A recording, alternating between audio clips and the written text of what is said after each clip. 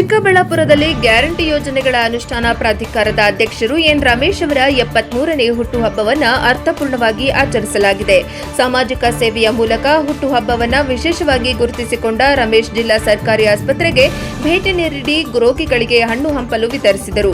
ನಂತರ ನಗರದ ಎಪಿಎಂಸಿ ಮಾರುಕಟ್ಟೆ ಆವರಣದಲ್ಲಿ ರೈತರು ಹಾಗೂ ಕೂಲಿ ಕಾರ್ಮಿಕರಿಗೆ ಉಚಿತ ಅನ್ನ ಸಂತರ್ಪಣೆ ಏರ್ಪಡಿಸಿದರು.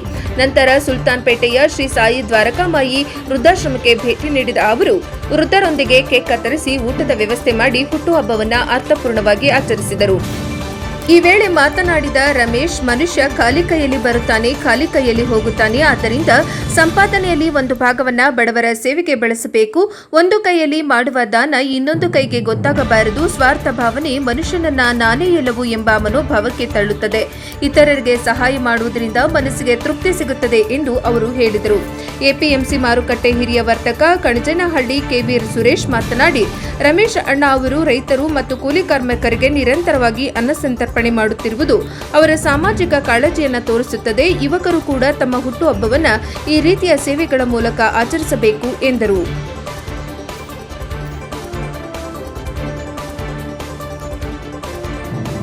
ರೋಗಿಗಳಿಗೆ ಹಣ್ಣು ಹಂಪಲು ಬ್ರೆಡ್ ಅವೆಲ್ಲ ವಿತರಣೆ ಮಾಡಿ, ತದನಂತರ ಎಪಿಎಂಸಿ ಮಾರ್ಕೆಟ್ ಅಲ್ಲಿ ಹಮಾಲಿಗಳಿಗೆ, ಕೂಲಿಗಳಿಗೆ ಮತ್ತೆ ರೈತರಿಗೆ ಅನ್ನದಾನವನ್ನ ಏರ್ಪಡಿಸಿ, ಮತ್ತೆ ಬಾಬಾ ಟೆಂಪಲ್ಗೆ ಹೋಗಿ, ತದನಂತರ ಈಗ ಇಲ್ಲಿಗೆ ವೃದ್ಧಾಶ್ರಮದಲ್ಲಿ ವೃದ್ಧರಿಗೆಲ್ಲ ಊಟ ಬಡಿಸಿ ಇಲ್ಲಿ ನಾನು ಮಾಮೂಲಿಯಂತೆ ಹುಟ್ಟುಹಬ್ಬವನ್ನ ಆಚರಿಸ್ಕೊಂಡು ಬರ್ತಾ ಇದ್ದೀನಿ. ಇದೇ ರೀತಿಯಾಗಿ ನಾನು ಏನು ತಮಗೆಲ್ಲ ಗೊತ್ತಿರೋ ಹಾಗೆ ಎಪಿಎಂಸಿ ಮಾರುಕಟ್ಟೆ ನಾನು ಅನ್ನದಾನ ಪ್ರಾರಂಭ ಮಾಡಿ ಮುಂದಿನ ಜೂನ್ 30ನೇ ತಾರೀಕಿಗೆ 2 ವರ್ಷಗಳು ಪೂರೈಸ್ತದೆ. ಪ್ರಾರಂಭ ಮಾಡಿದಾಗ ಏನೋ ಉದ್ದೇಶ ಇಟ್ಕೊಂಡು 1 ತಿಂಗಳು 2 ತಿಂಗಳು ಮಾಡ್ಬಿಟ್ಟು ನಿಲ್ಲಿಸ್ಬಿಡ್ತಾರೆ ಅನ್ನೋ ಒಂದು ಮಾತನ್ನ ಆಡ್ಕೊಂಡ್ರು ಜನ. ಆದ್ರೆ ನಿರಂತರವಾಗಿ ಕಳೆದ 2 ವರ್ಷಗಳಿಂದ ನಿರಂತರವಾಗಿ ತರಕಾರಿ ಮಾರುಕಟ್ಟೆಯಲ್ಲಿ ಮಾಡೋದ್ರ ಜೊತೆಗೆ ಪ್ರತಿ ಸೋಮವಾರ ಹೂವಿನ ಮಾರ್ಕೆಟ್ ಅಲ್ಲಿ ಕೂಡ ಅನ್ನದಾನವನ್ನ ಮಾಡ್ತಾ ಇದ್ದೀನಿ. ಅದೇ ರೀತಿಯಾಗಿ ಈಗ ಇಲ್ಲಿ ತಾಯಂದರು ಬಹಳಷ್ಟು ಜನ ವೃದ್ಧರು ಇದ್ದಾರೆ. ಅವರ ಎಲ್ಲರ ಆಶೀರ್ವಾದ ಪಡ್ಕೊಂಡು ಇವತ್ತು ಬಹಳಷ್ಟು ಕಾರ್ಯಕ್ರಮಗಳು ಇತ್ತು. ನಮ್ಮ ಗ್ರಾಮದಲ್ಲಿ ನಾನೊಂದು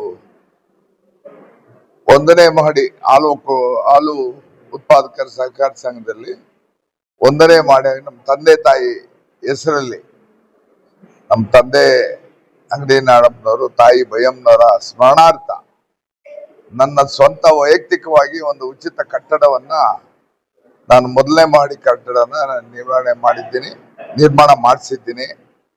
ಅದರ ಉದ್ಘಾಟನೆ ಕೂಡ ಇವತ್ತೇ ಇತ್ತು.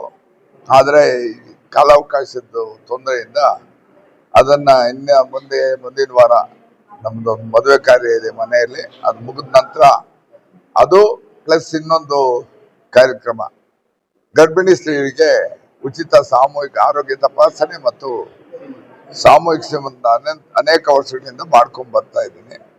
ಅದನ್ನು ಕೂಡ ಇದೇ ತಿಂಗಳಲ್ಲಿ, ಈ ತಿಂಗಳ 30ರೊಳಗಾಗಿ ಆ ಕಟ್ಟಡದ ಉದ್ಘಾಟನೆ. ಕಟ್ಟಡ ಯಾಕೆ ಮಾಡುತ್ತೆ ಅಂದ್ರೆ ನಮ್ಮೂರಲ್ಲಿ ಹಾಲು ಕಡಿಮೆ, ಮುಂದೆ ಬಿಲ್ಗಳಿಗೆ ತೊಂದರೆ ಆಗಬಾರ್ದು. ಆ ಕಟ್ಟಡದಲ್ಲಿ ಹಾಲು ಉತ್ಪಾದನೆ ಕಡಿಮೆ ಆದ್ರೂ ಕೂಡ ಅದೊಂದು 8-10 ಸಾವಿರ ರೂಪಾಯಿ ಬಾಡಿಗೆಗೆ ಈಗಾಗಲೇ ಮಾತಾಡಿದ್ದಾರೆ. ಅದು ನಿರಂತರವಾಗಿ ಗ್ರಾಮದ ಜನತೆಗೆ ಸೇರುವಂತ, ಹಾಲು ಉತ್ಪಾದಕರಿಗೆ ಸೇರುವಂತ ನಿರಂತರವಾಗಿ ಬಾಡಿಗೆ ಬರುವಂತ ವ್ಯವಸ್ಥೆಯನ್ನ ನಾನು ಮಾಡಿದ್ದೀನಿ. ಆ ತರ ಸಮಾಜ ಸೇವಾ ಕಾರ್ಯಗಳು, ನನ್ನ ಕೈಲಾದ ಮಟ್ಟಿಗೆ ದಾನ ಧರ್ಮಗಳು ನಾನು ನಿರಂತರವಾಗಿ ಮಾಡ್ಕೊಂಡು ಬರ್ತಾ ಇದ್ದೀನಿ. ಈ ಕಾರ್ಯಗಳು ನನ್ನ ನಂತರ ಕೂಡ ನನ್ನ ಕುಟುಂಬದವರು, ನನ್ನ ಮಗ ಇರ್ಬೋದು, ನನ್ನ ಮೊಮ್ಮಕ್ಕಳವರೆಗೂ ನನಗೆ ಆ ನಂಬಿಕೆ ಇದೆ. ನಿರಂತರವಾಗಿ ಈ ತರ ಸಮಾಜ ಸೇವಾ ಕಾರ್ಯಕ್ರಮಗಳು ಮತ್ತೆ ಅನ್ನದಾನಗಳು ಇವೆಲ್ಲಾನು ಮುಂದೆ ನಡೆಸ್ಕೊಂಡು ಹೋಗ್ತಾರೆ. ಆ ಬುದ್ಧಿ ಅವ್ರಿಗೂ ಕೊಡ್ಲಿ. ನಿರಂತರವಾಗಿ ಇದು ಎಲ್ರಿಗೂ ಇದರ ಶ್ರೇಯಸ್ಸು, ಯಾರ್ಯಾರು ಭಾಗಿಗಳಾಗ್ತಾರೆ ಅವರೆಲ್ಲರೂ ಕೂಡ ಸಿಗಲಿ ಅಂತ ಆ ಭಗವಂತನಲ್ಲಿ, ಬಾಬಾ ಅಲ್ಲಿ ನಾನು ಬೇಡ್ಕೊಂಡು ಇವತ್ತು ನೀವು ನಾವೆಲ್ಲ ಸೇರಿ ಇಲ್ಲಿ ಸಿಹಿ ಊಟ ಮಾಡೋಣ ಅಂತ ತಮ್ಮಲ್ಲಿ ಮನವಿಯನ್ನ ಮಾಡ್ತೇನೆ. ರಮೇಶ್ ಅವರಿಗೆ ಈಗ 72 ವರ್ಷ ತುಂಬಿ 73ನೇ ವರ್ಷಕ್ಕೆ ಕಾಲಿಡ್ತಾ ಇದೆ. ಈ ಶುಭ ಸಂದರ್ಭದಲ್ಲಿ ಅವ್ರ ಮೊದಲನೇದಾಗಿ ಶುಭಾಶಯಗಳು ಹೇಳ್ತೀನಿ. ಸುಮಾರು ಈಗ 2 ವರ್ಷ, ಜೂನ್ ಬಂದು 2 ವರ್ಷ ಆಯ್ತು. ಶನಿವಾರ ಬುಧವಾರ 2 ದಿನ ಬರ್ತಡೇ ಅಂತಿಲ್ಲ. ಎಲ್ಲರೂ ಇಲ್ಲಿ ಕೂಲಿ ಕಾರ್ಮಿಕರು, ರೈತರು, ವ್ಯಾಪಾರಸ್ಥರು ಎಲ್ಲರೂ ಇಲ್ಲಿ ಬರ್ತಾ ಇದ್ದಾರೆ. ಇಂಥ ಜಾಗದಲ್ಲಿ ನಾನು ಅನ್ನದಾನ ಮಾಡಿದ್ರೆ ಎಲ್ಲರೂ ತಿಳ್ಕೊಳ್ತಾರೆ, ಎಲ್ಲರೂ ಒಳ್ಳೇದಾಗ್ಲಿ ಅಂತ ಹೇಳ್ಬಿಟ್ಟು ರಮೇಶ್ ಇಲ್ಲಿ ಸ್ಟಾರ್ಟ್ ಮಾಡಿದ್ರು. ಸ್ಟಾರ್ಟ್ ಮಾಡಿದಾಗ ಅನ್ಕೊಂಡ್ರು 1 ತಿಂಗಳು 2 ತಿಂಗಳು ಕೊಡ್ತಾರೆ, ಆಮೇಲೆ ನಿಲ್ಲಿಸ್ಬಿಡ್ತಾರೆ ಅಂತೇಳಿ. ನನ್ನ ಕಡೆ ಅನ್ಕೊಳ್ಳೋರ್ಗೇನು ಮಾಡೋರ್ ಬೇಕು. ಇನ್ನ ರಮೇಶನ್ಗಿಂತ ಕೋಟ್ಯಾಧಿಪತಿ ಇರ್ಬೋದು, ಇನ್ನ ಲಕ್ಷಾಧೀಶ ಯಾರೇ ಇರ್ಬೋದು. ಇದು ದಾನ ಮಾಡುವಂಥದ್ದು, ಧರ್ಮ ಮಾಡೋದಂತದ್ದು ಎಲ್ರಿಗೂ ಬರಲ್ಲ. ಅದು ಸರ್ವೇ ಸಾಮಾನ್ಯ BMK ಜನರಲ್ಲಿ ನಮ್ಮ ರಮೇಶ್ ಒಬ್ರು ಆದ್ರೂ ತಪ್ಪಾಗಲಾರ್ದು. ಈ ಮಾರ್ಕೆಟ್ ಅಲ್ಲಿ ಸುಮಾರು ಎಲ್ಲಾ ತಾಲೂಕಿನಿಂದ, ಎಲ್ಲಾ ಜಿಲ್ಲೆಯಿಂದ, ಎಲ್ಲಾ ಪಕ್ಕದ ರಾಜ್ಯಗಳಿಂದ ಬರ್ತಾರೆ. ಈಗ ಹೋಟ್ಲಲ್ಲಿ ಹೋಗಿ ತಿಂಡಿ ತಿನ್ಬೇಕು ಅಂದ್ರೆ 100 ರೂಪಾಯಿ ಕೊಡ್ಬೇಕು. ಈಗ ಒಂದು ಯುದ್ಧ ನಡೀತಾ ಇರೋ ಟೈಮಲ್ಲಿ ಈಗ ಊಟ ಮಾಡ್ಬೇಕು ಅಂತ ಹೇಳಿದ್ರೆ 200 ರೂಪಾಯಿ ಊಟ, ತಿಂಡಿ ತಿನ್ಬೇಕು ಅಂದ್ರೆ 100 ರೂಪಾಯಿ ತಿಂಡಿ ಕೊಟ್ರು ಈಗ ಗುಣಮಟ್ಟದ ತಿಂಡಿ ಸಿಗಲ್ಲ. ಅಂತ ಜಾಗದಲ್ಲಿ ಇವತ್ತು ತಿಂಡಿ ಕೊಡ್ತಾ ಇದ್ದಾರೆ ಅಂದ್ರೆ ಅವ್ರಿಗೆ ಇನ್ನಷ್ಟು ಆರೋಗ್ಯ ಕೊಡ್ಲಿ. ಭಾಗ್ಯ ಕೊಟ್ಟರು ಅಷ್ಟೇ ಸಾಕು, ಭಗವಂತ ಕೊಡಿದ್ದಾರೆ. ಆರೋಗ್ಯ ಕೊಟ್ಟು ನಮ್ಮ ರಮೇಶನ್ನ ದೇವರು ಇನ್ನೂ ಚೆನ್ನಾಗಿ ಕಾಪಾಡ್ಕೊಂಡು ಹೋಗ್ಲಿ. ಅವ್ರ ಕುಟುಂಬ ಹೇಳ್ದಂಗೆ ಯಾವ್ದನ್ನ ಒಂದು ಅಧಿಕಾರ ಕೊಡ್ಲಿ, ಜಿಲ್ಲಾ ಪಂಚಾಯತ್ ಯಾವ್ದನ್ನ ಉನ್ನತ ಸ್ಥಾನ ಕೊಡ್ಲಿ ಭಗವಂತ ಅಂತೇಳಿ ನಮ್ಮ ಮನೆಗೆ ರೂಪಿಸ್ಕೊಂಡ ಹತ್ರ